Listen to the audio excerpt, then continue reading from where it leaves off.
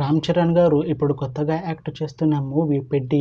అయితే రామ్ చరణ్ గారు ఈ పెద్ది మూవీకి ముందు లాస్ట్ యాక్ట్ చేసిన మూవీ గేమ్ చేంజర్. అయితే గేమ్ చేంజర్ మూవీ ఈ మధ్య మంచి హై ఎక్స్పెక్టేషన్స్తో రిలీజ్ అయింది.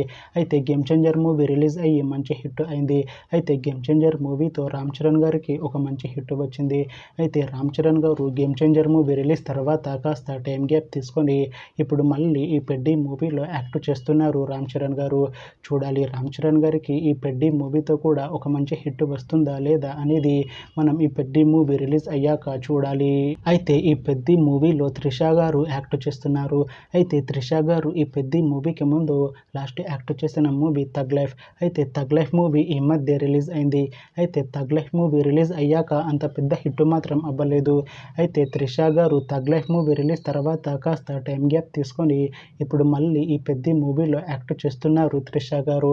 అయితే త్రిష గారు ఈ పెద్ది మూవీలో కలెక్టర్ రోల్లో యాక్ట్ చేస్తున్నారు అంటున్నారు మూవీ టీం. చూడాలి త్రిష గారికి ఈ పెద్ది మూవీతో ఒక మంచి హిట్ వస్తుందా లేదా అనేది మనం ఈ పెద్ది మూవీ రిలీజ్ అయ్యాక చూడాలి.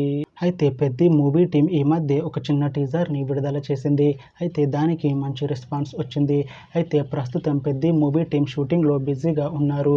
అయితే Peddi movie shooting already 40% complete అయిపోయింది అంటున్నారు మూవీ టీం. అయితే పెద్ది మూవీ టీం మాత్రం చాలా కాన్ఫిడెంట్గా ఉన్నారు. ఈ పెద్ది మూవీ చాలా పెద్ద హిట్ అవుతుంది అంటున్నారు మూవీ టీం.